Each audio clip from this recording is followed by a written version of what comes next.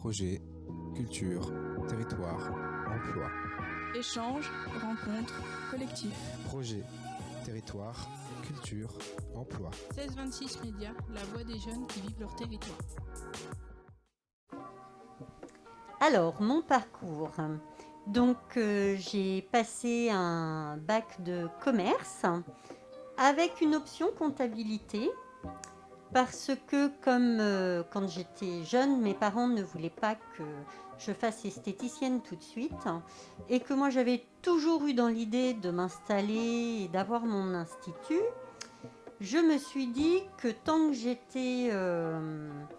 j'étais dans les études, il fallait que j'essaye de compléter mon parcours le plus possible pour que ça puisse me servir après.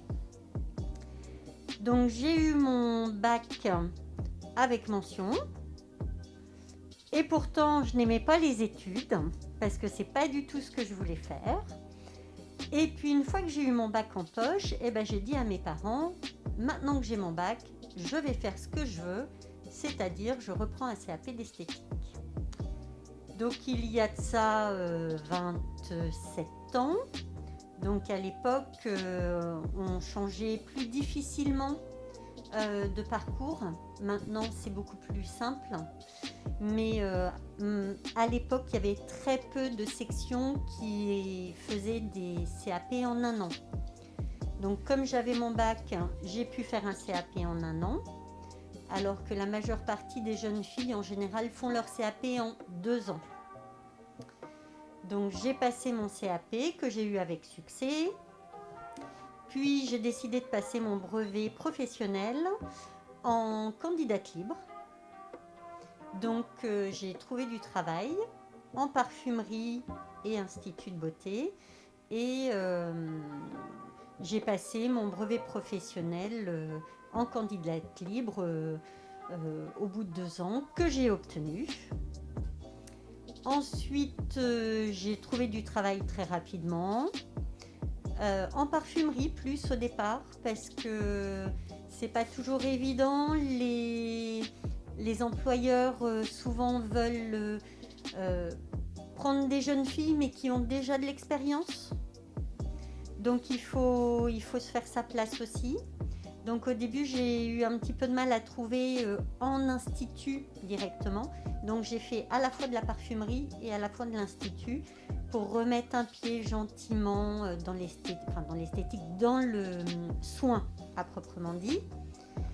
Et puis je suis restée, donc à l'époque j'étais sur Paris.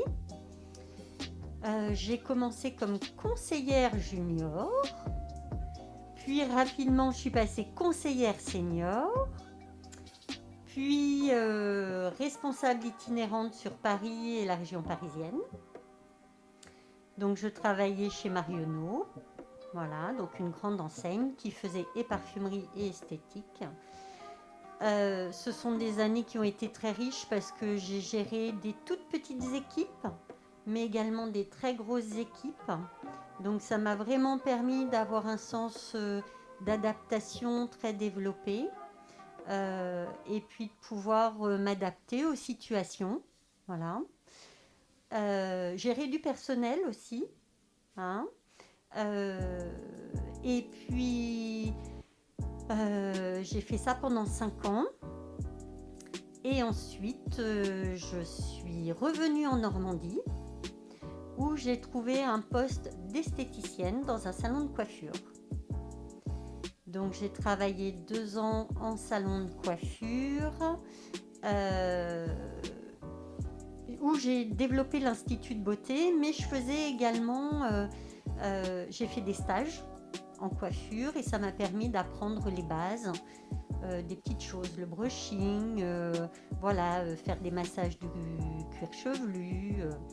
Donc ce fut une expérience fort agréable, où j'ai pu voir aussi un autre pan de mon métier.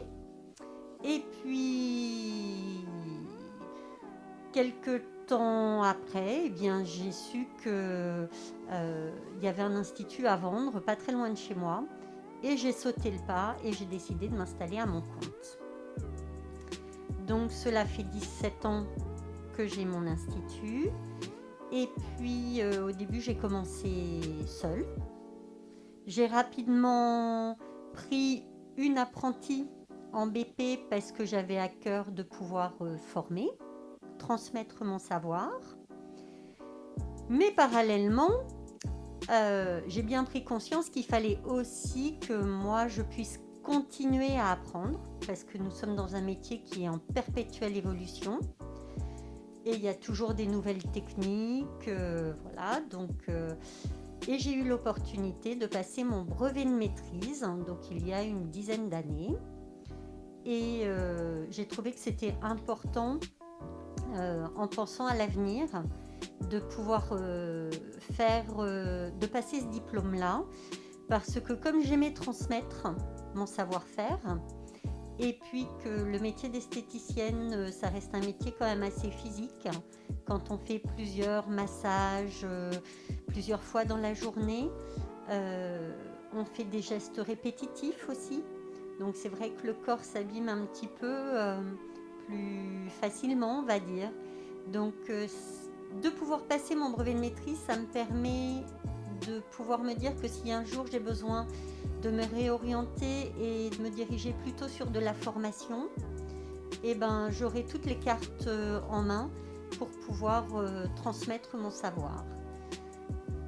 Donc j'ai passé mon brevet de maîtrise que j'ai eu avec succès et j'ai continué à former de nombreux apprentis au sein de mon entreprise.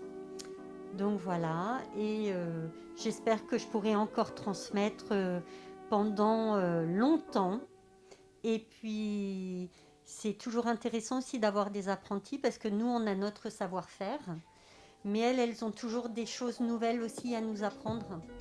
Donc c'est un véritable échange parce qu'elles ont un regard plus moderne sur notre métier. Et du coup, ça nous permet toujours de se remettre en question et de refaire des formations parce que malgré que je sois à mon compte, je retourne en formation régulièrement pour me remettre à niveau, mais également pour apprendre de nouvelles techniques de massage, de maquillage, d'onglerie.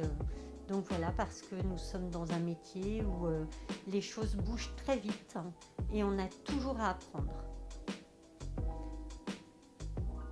Projet, territoire, culture, emploi. 1626 Médias, la voix des jeunes qui vivent leur territoire.